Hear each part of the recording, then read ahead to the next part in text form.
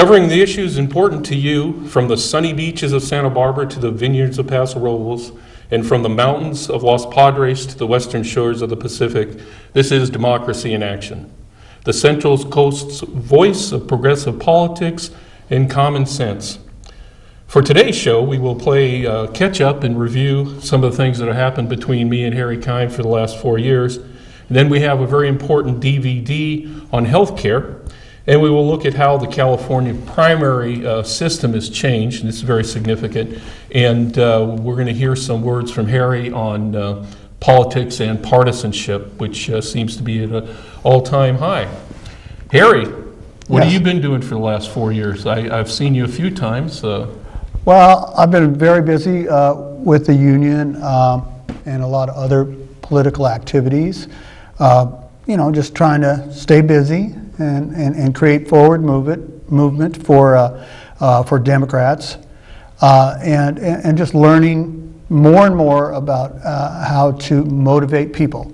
So me and you worked on the Walmart issue over in Lompoc. That's right. That's right. And how do you feel that turned out? You know, it's a partial success, and I think an unfortunate decision by the city council. I agree with you. I agree. It was never a loss. We helped create a body of people that were concerned about how big they can get, and we still are concerned, and they should not be allowed to grow any bigger. It is a shame that that worked out that way. I do feel that some of the council members felt like they had to do it. So, and they could debate it all they want. Well, one thing that I've noticed in the national press and the literature, that Walmart has changed, and I think that we were part of a national movement that tempered it. Employees are being better treated. Here in Lompoc, the size of the expansion is smaller, therefore there's going to be less loss of the other grocery store jobs. We put it off for a number of years, so I think we can count some successes among there. But how's your work been going? I know now you're a big union guy. Well, been going to Sacramento. I don't know if I'm big, but I'm just some guy that cares about people and their jobs. I've been going there quite a bit in the last 4 years, moving in directions for the California School Employees Association. We're trying to rally our troops to fight some of the attacks on the middle class, which is, who are the middle class? Your classified workers, librarians, secretaries, bus drivers, custodians, maintenance people, and grounds people. All these people stand to lose their jobs in this great ideal of the debt. It gives them an excuse to turn around and go, okay, fine, we'll just cut these people. You can only cut the pie so thin. So. Well, yeah, a lot of things, our last show of Democracy in Action was about 4.5 years ago. Since then, we've had the Great Recession, and we've had the budget crisis in California. Of course, it's in a lot of other states, and I know you've been working on that. For my part, I've been doing a lot of internet content writing. I've been writing news for Examiner.com. And I love it. I love it when I read those. Yeah. You're welcome. So I think I got a better grip on what's going on, which is getting to our second point before we get to the regular part of the show. Right. And that is where we want this show to head. This is our first one back, and it's kind of a practice for us to a great extent. And one of the things I don't want to see this show do is become another talking head show where we just, as interesting as our conversation is, it's very entertaining for us, but I think we need to have more purpose. One of the things I'd like to do is to do more field interviews, have candidates more in their element, not just sitting here at the desk. And of course, we're going to do that. One of the things we all agree on doing is really setting it up for the election so people make an informed decision. And we're expressing our progressive values and bringing in those progressive candidates. And as it should be, because a lot of times people are afraid to, we represent a portion of Lompoc. The Central Coast. And the Central Coast, that's right. That where others are afraid to speak up, They look at this show and they go, wow, he said what I would have said. Because even though we get attacked by some people because we tend to put ourselves out there, and you know that's true, that we're not afraid to say it. We don't mean it in malice. I don't mean to actually hurt anybody, but hey, there's some things that need to be said that others won't say. So that's what we do. And I know you want to talk about that a little bit later in the show. Before we get to the DVD on healthcare, the Supreme Court just yesterday finished a historic series of, I don't know, I'd never really heard the Supreme Court. It sounded more like interviews or debates between the attorneys representing the government and the various other groups and attorneys and so forth. And it looks like the mandate for everyone paying into health care is not going to make it if we judge by what the justices said. They were very critical. They made sharp distinctions that this was too large of a law. I think it's 1,400 pages. Mm-hmm. It's very, very complex. I myself, I was a little disappointed that we didn't go to a single-payer system. And what we're going to be, the reason I want to show this DVD is because this is the most salient arguments for single-payer. Call it what you will if you want to call it socialized medicine, but there's a lot of pragmatic and practical reasons that we need to move in that direction like the rest of Western civilization. So this DVD was created by Healthcare for All, and it's about 2 years old, but again, please focus on the arguments that it presents.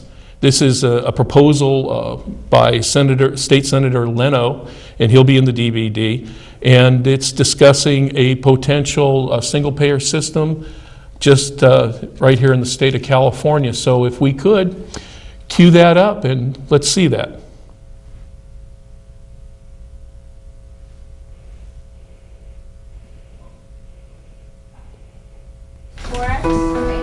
My name is Elizabeth Schrader. I'm a teacher with the Los Angeles Unified School District. I was shopping at Home Depot on a lunch break, and a metal cart load of bricks, it had about a 1/4 ton of bricks in it, fell on my lower right leg. And an ambulance came, took me to St. Joseph's emergency room. I sat there for a couple of hours, and then someone came in and said, we don't have anybody that can see you today, so you have to go to a doctor's office tomorrow. And I said, what? You would send somebody home like this? Because I used to be a nurse and I could look at my leg and I knew how horrible it was. And they said, well, to be really honest with you, nobody at St. Joseph, none of the doctors here will take your case because your insurance does not pay enough. I was appalled. I thought this was what insurance was for. I assumed that if you had insurance, it meant that no matter what happened, you would be treated. I'm a forklift driver, and the company only offers low medical benefits. I've had an abscess for several weeks now. I'm here today to get some work done on my tooth. Okay, which stage am I in? Oh, you need a root canal. That's about over $2,000. $2,000? What sort of insurance I have now is not enough to cover the entire bill. It's really hard to get enough health care to survive and be healthy. Many Americans believe that we have the best health care in the world. The fact is, the World Health Organization ranks the United States healthcare system a dismal 37th. That puts us between Costa Rica and Slovenia in overall health system performance. We spend twice as much on healthcare, but we are sicker than any other developed country. We don't live as long. Our babies die at twice the rate, and more of our mothers die giving birth than in any other industrialized nation. There are many health indicators in the U.S. that are far worse than other countries that spend much less per person on health care than we do. So it's not about how much money we spend, it's how we spend the money we have. If we eliminated the waste and redundancies in our system, we could spend less than we do and still provide everyone with quality, comprehensive care. A senator in California has introduced a solution to this problem. Because our healthcare system is the most expensive in the world and provides substandard care, we've introduced a plan creating a single-payer, universal health insurance system that saves money, covers everyone, and gives Californians access to the modern, high-quality care they deserve. And polls show that this is what 2/3 of the voters want. It's called California One Care, and it will mean full care for all for less. Nearly half of the U.S. population has inadequate health insurance coverage, and nearly 20% has none at all. At the same time, we are awash in health care plans, more than 6,000 in California alone. But few of them offer real choices when it comes to actual care. Decisions about your care are often being made by insurance company clerks with inadequate medical training and no accountability when they make medical mistakes. It's strictly up to you. It's the insurance companies who decide which doctors you may see and when, or what medicines you may take. They decide whether or not you may see a specialist, or what diagnostic tests you'll get. Insurers dictate how long you may stay in the hospital, if at all, and how many therapy sessions you may have. And that's for the lucky ones who have health insurance. In California, 21% do not have health coverage, even though most of them have jobs. They're the ones who wait until their condition is acute and have to go to an emergency room, or skip medications because they're too expensive, or who tragically join the 22,000 people who die every year for lack of health insurance. Now the 7th leading cause of death in the United States. Nurses are on the front lines of healthcare, and we see the impact of our broken system every day. Decent, hardworking people suffering because they can't afford their medications, or skipping surgery because their health plan excludes it, or dying from chronic conditions because their coverage is canceled. This is a national tragedy, and it has to be fixed immediately. Every other nation in the developed world shares the cost of health care among all of its citizens. By sharing the risk, their governments are able to provide universal health coverage to everyone. To do this, most developed countries use some form of what's called a single-payer system. That means that there's one health insurance agency. Everyone pays into that agency, and all payments are made from that agency to healthcare providers. When it's passed into law, the new act will create the California Healthcare Agency, which will provide all residents of the state with comprehensive health care coverage, including services by hospitals and health facilities, physicians, licensed healthcare professionals, diagnostic imaging, laboratory services, prescription drugs, dentistry, vision care, mental health care, preventive care, rehabilitative care, durable medical equipment including prosthetics, eyeglasses, hearing aids, immunizations, blood products, podiatry, dialysis, home health care, emergency care, chiropractics, acupuncture, adult daycare, substance abuse treatment, up to 100 days in a skilled nursing facility after hospitalization, health education, emergency or necessary transportation, language interpretation, and hospice care. Under the new system, there'll be no more deductibles, co-pays, or pre-existing conditions. All you would need to access any of these benefits would be a health care card which every California resident would be entitled to. The surprising thing is we can cover all of these benefits with less money than we're spending now on an inadequate and broken health care system. How is this possible? By eliminating the money wasted on private health insurance. Right now, about 30% of our health insurance premiums go to what the industry terms administrative costs. These costs include mountains of paperwork, sales and marketing expenses promoting various insurance plans, enormous profits for shareholders, and obscenely high salaries for senior executives. The remainder, which the insurance companies refer to as medical losses, goes to health care providers. If you think the health insurance industry is in business to help you as a patient or you as a doctor, you're sorely mistaken. They're in business to make money for the shareholders. The insurance industry is doing everything they can to maintain their profits. They're answering to Wall Street, not to the needs of the people. The 30% of premiums that now goes to administrative costs is more than enough to provide comprehensive health coverage to all uninsured residents in the state. So that's the key to single payer, is that you'd use the administrative cost savings to cover everyone.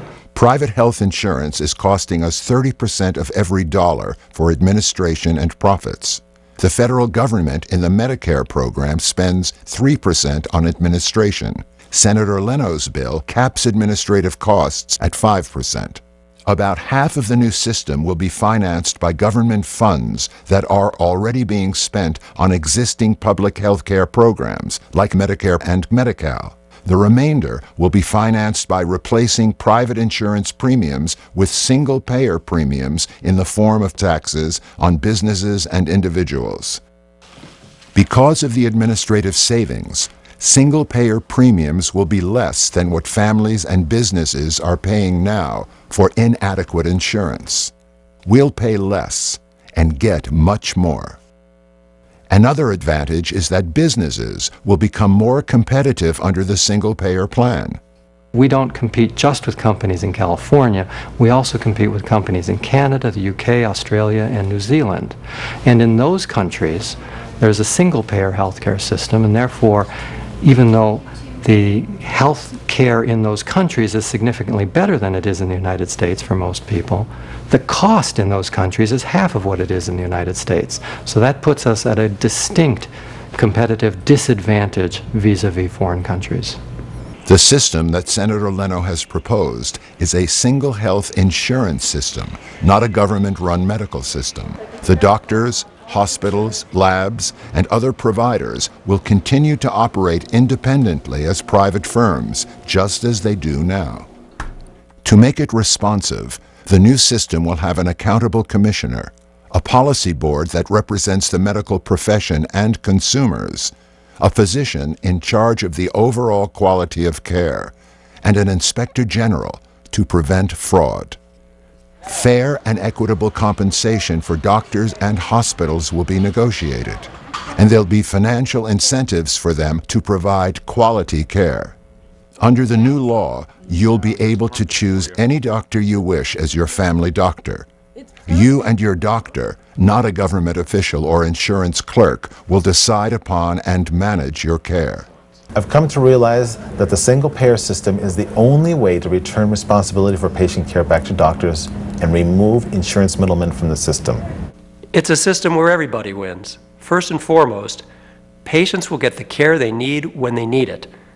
Doctors and hospitals are fairly compensated for the services they provide. It brings rising health care costs finally under control. And it covers everybody. No copays, no deductibles, no pre-existing conditions. And it saves money over what we're now spending on our broken system. But private health insurance is a $400 billion industry, and drug companies are the most profitable business in the nation. With that much money at stake, these firms are not going to go quietly. No one knows more about the awesome power of the insurance industry than I do. I have been fighting these characters for 20 years, and they have money, they have legislators, they have governors, they've got PR firms. They're tough. But the needs of the people is greater. It's time for a grassroots movement to push aside the insurance companies and say, it's not about Wall Street, it's about our health as human beings. We can change this system, but we have to do it from the grassroots up. That's the goal of the California One Care campaign, a huge grassroots movement involving millions of people who demand a single-payer plan that will provide full care for all, for less.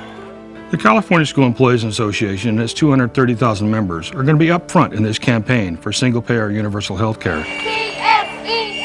What do we want? It's the only real way we can send a message to the nation that single-payer universal care is the only way to go. The National Education Association and California's teachers support H.R. 676, the single-payer solution at the national level to improve our healthcare system. But Senator Leno's single-payer bill will bring true health care reform to California right now. That's why we're actively involved in the California One Care campaign. It will be politically feasible in the very near future as this mass movement surfaces. And the way it will surface will be when the media catches up with what the people want.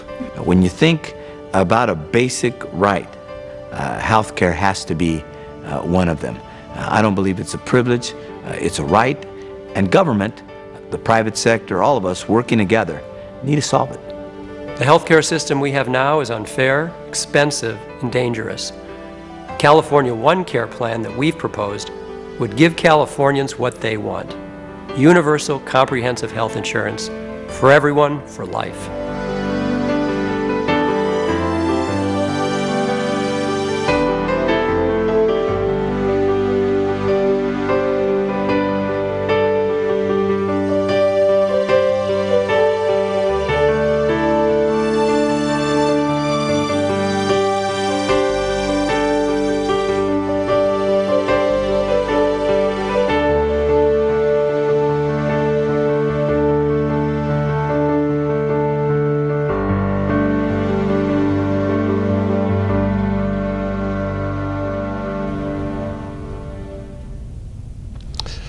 Well, that was referring to Senate Bill number 810. It's been around since about 2002. Unfortunately, in January 19th, it was in the Senate Appropriations where it was it did not move out of committee and essentially been tabled. I think it's important for us to realize, though, that this cause is not going away. There's a lot of people in the state of California, a group called Healthcare for All is working on that. There's and several other small groups, which one of the people you saw there was Harry's boss, who with the CSEAU. Can explain what does CSEAU stand for? CSEA is California School Employees Association. And so, what's the union's position? Well, we're in support of it. We're backing it 100% because what it'll do is it'll create a living wage for people, for one thing, because with your health care, if we're paying, just for me alone, $600 a month just to have health care.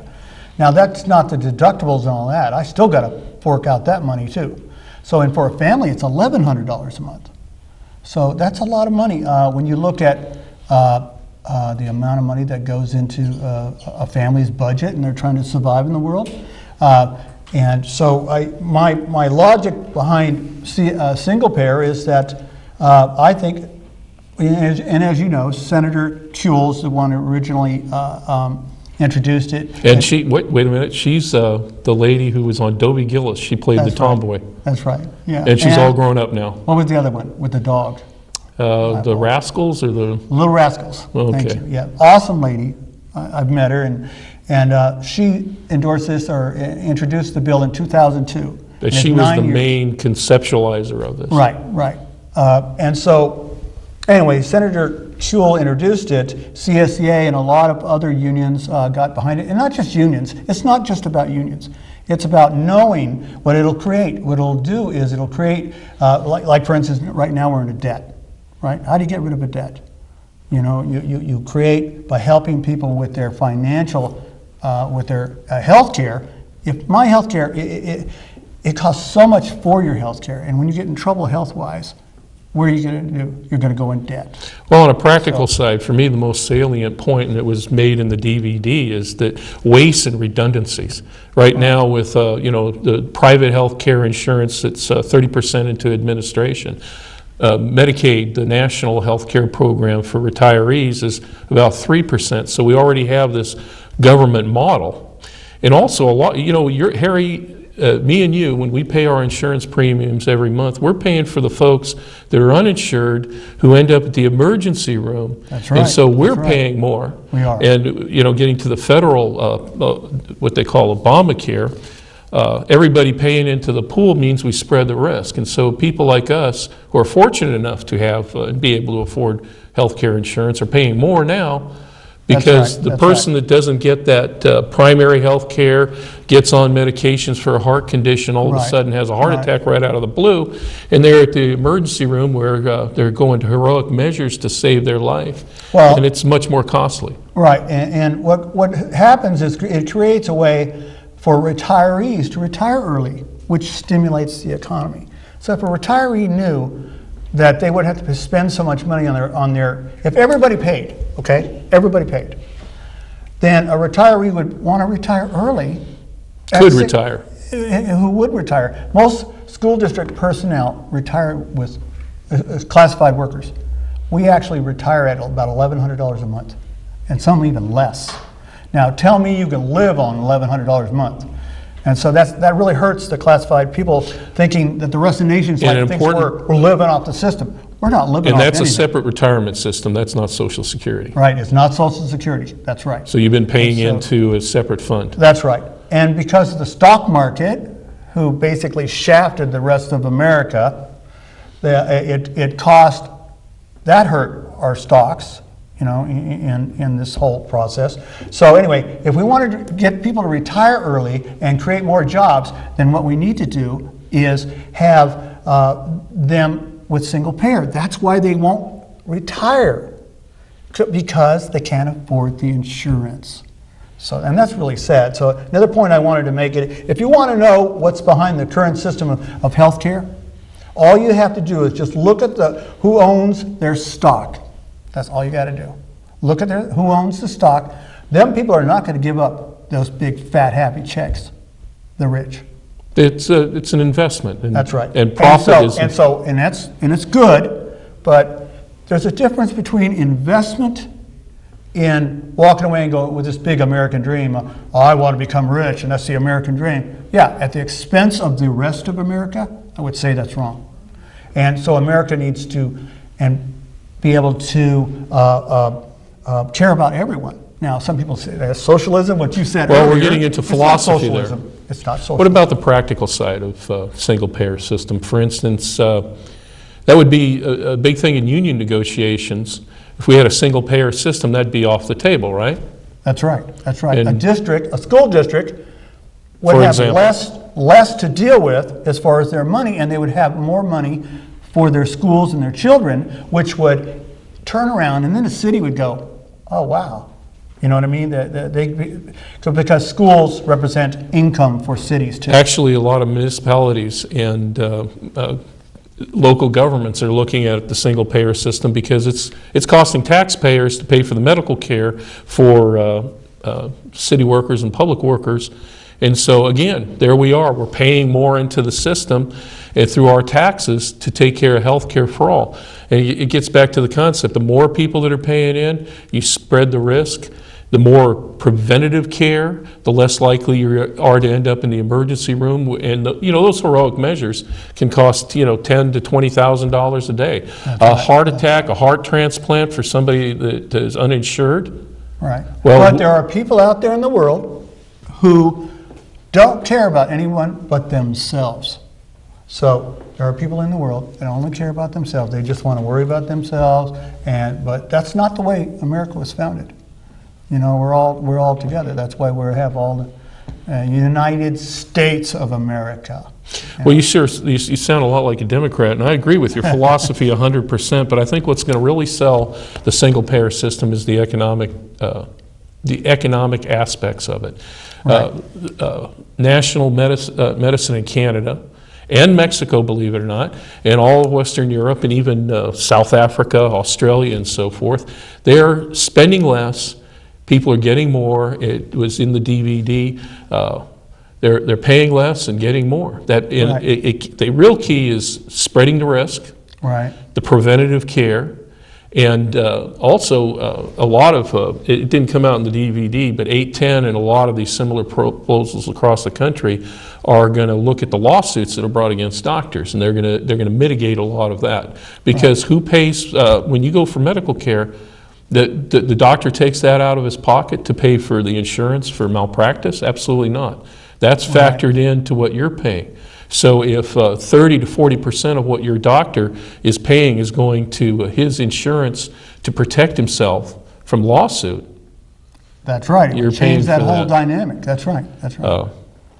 Wow. There's quite a, in other words, this makes economic sense. This is only to our advantage. Right. And just like everybody has to pay car insurance, why shouldn't everybody pay health care? What they can afford. And there's provisions there for the poor. But there's also a lot of young people out there who essentially are taking a risk, hoping they don't get into an accident or don't get get a disease, so forth and so on. And they go uninsured for years, decades, and so forth. But they get in an accident, and then who pays that? Well, it's you and me, Harry, because we're paying our premiums. We're paying for everybody. Because one thing that's absolutely true about private health care, insurance companies, and so forth, is they're going to get their profit, and they're the ones that end up in. When you look at the big picture, the zero sum. All these costs are being paid for by the people who are now paying into it. And that's right. That's right. And again, this is a cause that's not going to go away. No. A lot of people are involved in it. In the practicality of it is, I think, what's going to drive this. There's an interesting gentleman on radio in Los Angeles, Bill Handel, who's a very conservative and kind of outlandish guy, but he sees the facts. We're paying more, getting less, and the people that can afford health care are paying for the people who can't. That's right, that's right. And it's putting a burden on the people that are. I mean, if you want to stimulate the economy, please. Take those dollars out of waste in health care. Yes. Put it into the consumer market. It would help all of us in the economy, not to mention the debt. Well, let's move on. Something I wanted to really bring up is the primaries here in the state of California have changed thanks to State Senator Maldonado, who was termed out, in the opinion of a lot of people, fortunately for us. But one of the things he got done up in Sacramento is now we're in open primaries. And I had to look this up and I double-checked, but when we vote in November, in June we're going to vote for the primaries. Right, now, but June's the open. Republicans and Democrats are going to be on the same ballot. Right. And so you may have, for example, 2 or 3 Republicans and 2 or 3 Democrats, and then some miscellaneous third-party folks. And then the 2 top vote getters are the ones that move on to the general election in November. Before the show we were talking about that. Do you think that's an advantage or a disadvantage? Well, not just from a partisan standpoint, but I mean overall, do you think that's a... Okay, well, it's an advantage to the Republicans if the Democrats are lazy and don't get out and vote. And they're looking for that to happen. The Republicans are sitting there going, okay, great. Nobody's going to vote then because, most people are complacent and, they just want to sit back in their little worlds, and hopefully that they're not going to be that way this time, and that they'll get out and vote. One of the things you've been doing in Sacramento is looking at Lois Capps and what she's going to be doing and what she's facing. Abel Maldonado's the big name. Sam Blakesley's in there. How many people do you think right now, because it's not finalized, of course, but what's that primary going to look at for Democrat Lois Capps?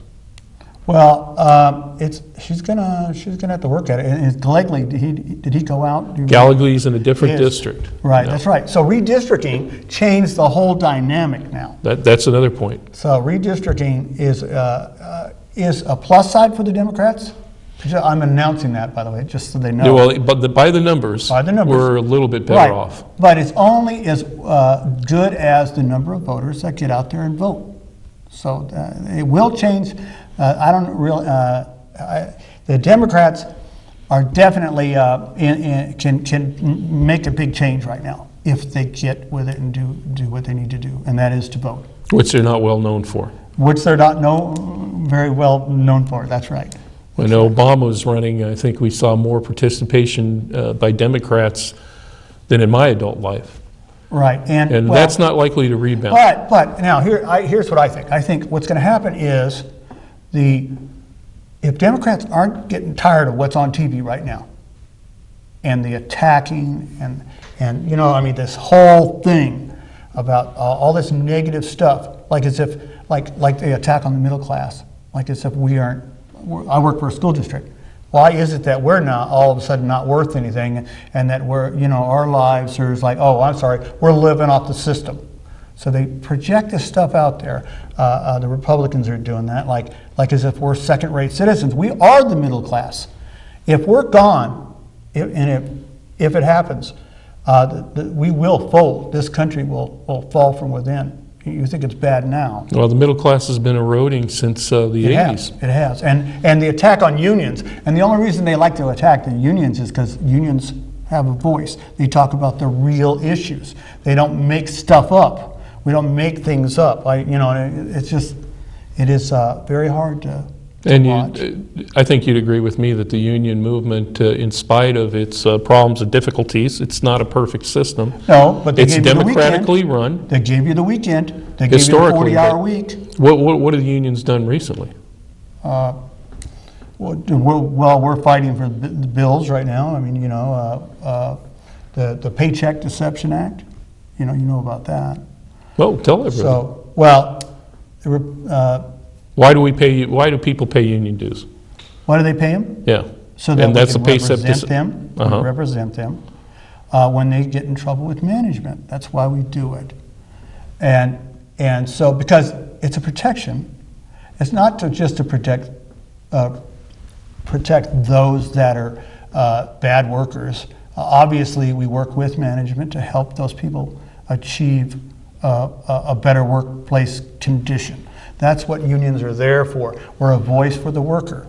Now, some people would say, oh, well, let's just get rid of the unions, and that way I can just fire you whenever I don't like you or have any kind of issue. They want this total control thing. Having been a labor organizer with the United Food and Commercial Workers some 4 or 5 years ago, one of the things I noticed is even the members of the union don't understand, if the union wasn't in place, where they might be. When I look at the unions, and I do have criticism for unions and how they run and so forth, but the real point is, if we didn't have the unions, who would be standing up there for the average worker? There would be no one. But organized and unorganized, whether you're in a union or not, right. The unions are fighting. In Sacramento, you've been going there a lot, and you're fighting for all the workers. We are. It's not just about, and we're fighting with the teachers too. Even though we negotiate our contracts different, separately, we're all in it together. We're all fighting for the same cause, which is job security. We deserve to be able to maintain a lifestyle. And the money that teachers have and get every month, or when I get every month, what do? I stimulate the economy with my money. I go out and spend money. So if you turn around and you keep cutting and cutting and cutting, what is that going to do? I don't understand the mindset of it all. Not to sidetrack it, but Right. What about the efficiencies that you think are happening in government? To me, governmental efficiency, which is a real sad story, is a separate issue from the wages and so forth. That's right. So, I agree with you. They need to fine-tune it. They need to fine-tune it, and they need to find out where we're wasting How about money. overhaul it? No. No? No, I don't believe that. I think people who say overhaul it mean you've got to always look at what their reason is for overhauling things. What are they really doing? And anyone who does it with malice and with hatred towards hurting other human beings for your jobs, it's almost like an uncaring state that we're having now in this country. Oh, I don't care about them. They can lose their job. Let's just get rid of them. Who cares? Let's just turn it all into a private enterprise. Well, that's great. It would be great if that were really, truly able to happen and people got good wages and they were able to survive, but it's not true. Those who wouldn't be regulated would do what they want to do. That's the bottom line. So, well, you wanted to talk about partisanship. I guess you've got some issues, a lot of controversy in our country right now as we're looking forward to the election of another president. Right. Partisanship and bad-mouthing candidates and straying off the issues.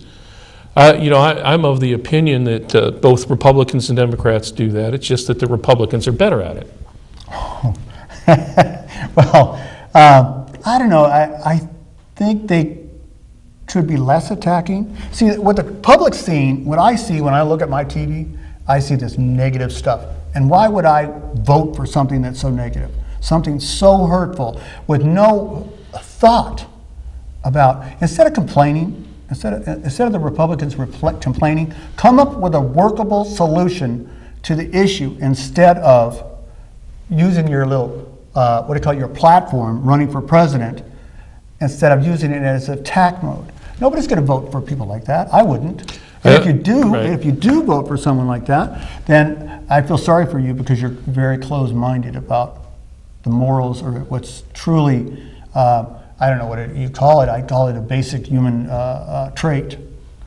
Well, I think one of the unfortunate things that, and it's really goes into our historical past, it's almost like a trial by combat. We're both sides, and there's essentially only two functional political parties in the United States.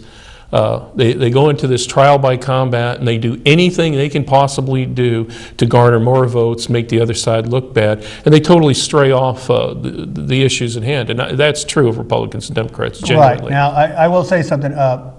Bill Clinton, when he signed NAFTA, National Alliance of Free Trade, he gave away our jobs. Now, I wasn't happy. He's a Democrat, and I wasn't happy about that. It was like, wait a minute, what did you just do? And then, not only did they give them the right to take the jobs out of this country, none of the taxes came back to us. So what's wrong with that picture? So I'm not happy with that either. It's like, wait a minute, I do kind of analyze things, and I think a lot of Americans are going, well, that brings up a good point about the Democrats and how we function as a group. And in the last 4 or 5 years since I've been working on news stories and doing my writing and everything, and so I've been listening a lot more than I ever did in my life before.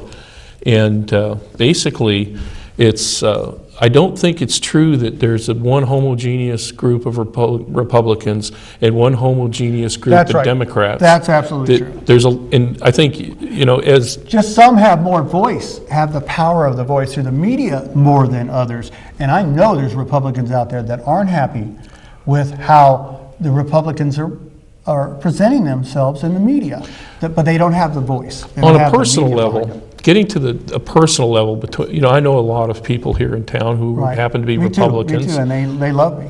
Well, some of them hate me. I don't know who doesn't love you, Harry. But the point is that you hear a lot of this stuff in the big media that just doesn't fit the reality of how people interact one-on-one. That's right. And we Democrats are not, one homogeneous group with all of one opinion. I think in my case, I'm more of a moderate on a lot of issues, and maybe, I'm not necessarily even a liberal, except for social issues, let's say. But one of the points I think it's important as this show develops over the years is that we make a real clear point that we're looking for a functional reality out there, and that the issues that we're pushing have a practicality to them, and that we're not being partisan. Or don't just complain about it and get that little sound bite, but do something about it, rather than just move your lips like a talking head. We've had that conversation before. So, I guess, you have any announcements? We're kind of coming up on time. This was, I think, a good start to after a 4-year hiatus. We were on vacation, right? Yeah. You have some announcements about the Democratic Club in Lompoc, their meetings. The 24th of April, we'll have another meeting. And where? At the Texas Cattleman Company. Which is where? On 8th Street. Uh-huh. I don't have the address, but anyway, everybody knows where it is. And what time? 6:30 is the meet and greet, 7 o'clock is the meeting. And we'll have it in the back room at the Texas Cattleman Company. And what's going to happen at that meeting? Well, we'll talk about, we're working on getting an office for the upcoming elections. And we're endorsing candidates, we're raising money. We're looking forward to it, and a lot of people are showing up. I thought everything kind of slowed down for a while, but now people started getting motivated. They're starting to show up. People fade in and out. We both know that. So what local candidates are you endorsing? Hannah Beth Jackson's one. And who's she running against in the primary? Another Democrat. Another Democrat. Jason Hodge. And he's from Ventura. Right, he's from Ventura. Let's see, who else? What's the actor's name? Mitchum? Is that Mitchum? I can't remember. Well, I think it's between Hodges and Hannah Beth Jackson. It is. And CSCA has endorsed Hannah Beth. And of course, Democrats in a primary, when there's two good Democrats or two decent Democrats involved, makes no endorsement. Oh, she's an awesome lady. Lois Capps has been endorsed by the state party. Democratic. Oh, okay, the DCC, right? Or the DNC. The Central Committee. Yeah, okay. In their process. They had a convention, I believe, in San Diego 2 or 3 months ago. What about supervisor? We have two good candidates. Doreen Farr, the 3rd district. And where's the 3rd district? From Orcutt all the way to Guadalupe, and takes up some of Mission Hills. Now, we're going to get her on the show, right, in the future, we're hoping, and show the map. She has a map. We can show people exactly, but we'll go over that one. Doreen Farr is the 3rd, and then Joyce Howerton threw her hat in, which I'm really happy about that. I've met Joyce quite a number of times, and one thing that's really impressed me about her over the years is her tenacity. Also, you get a lot of these political candidates, they run, maybe don't win, and then they disappear for 2 years, and then they show up for the next election. I see that partly in myself, but what I admire about her is that no matter what, she is involved in some issue, and she's got a practical standpoint. I think she's been mischaracterized unfairly, and I think she's an excellent candidate. Oh, she is. Beyond all the rhetoric, people love to move their lips, complain about people, and then otherwise do nothing. But Joyce Howerton's been out there all these years. That's right. She helped me when I was running. I mean, I have such great respect and admiration for her because she helps people learn how to be successful. No matter what they go through, you're still standing there. And when I ran for city council, I didn't really lose. I lost, yes, but I gained so many people, and you know that. So many friends. There's more to the game than just winning a seat. Well said. Any other announcements? Let's see. Sunday, I believe it's Sunday at in Farmers Market on the only place it could possibly be. Only place in the middle village, of the village, Hannibal Village. Behind that guy couldn't spit it out. And I think there's going to be a booth. Little town center there. I think she's running from 10 to 2. Lauren Pressman, I believe. I believe it was Lauren that sent me the email. Lauren Pressman's been working on Healthcare for All. Right, she's awesome. And let's see, Mary Kayla, I ran into her. She said the Occupy people, we're going to interview them. Yeah, we're going to have because they're controversial. We like people who like to speak up. Well, I admire young folks to get out there and tell it like it is, and I think that's more or less what Occupy does. Yes, it does. It does, and we need to hear all the voices. And Occupy is not just about Democrats; it's left, right, center. It's everyone. I would say, or even people who decline to state. We've had the Occupy people have had the mayor visit one of their meetings, and Bob Lingle on city council too. So I think their general appeal, if you take away some of the more unique and interesting things that Occupy has done, the basic message is, I think, what people look to. So when you drive past them, try to honk for them. And realize that they're doing what you wouldn't do. Some people don't have the guts to get up there and take people, flipping them off, yelling at them. I mean, it's like, what are you doing? Who are you? Well, the fact that they're doing it is awesome. I mean, I have a lot of respect for those people. So. Well, thank you, Harry. We'll bring the show to a close. An excellent start.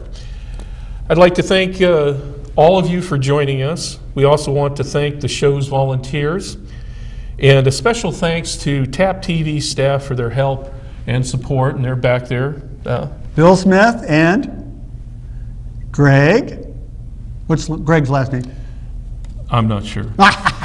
Okay, it's Greg. I'm not Greg's sure. the boss. Greg's the boss. Oh, and there's And a she's wonderful lady waiting. back there. Well, we promise to be a little bit more polished and professional the next time we're out here. Oh, we're always professional. Until next time, this is Robert Cuthbert and Harry Kime wishing you all the best.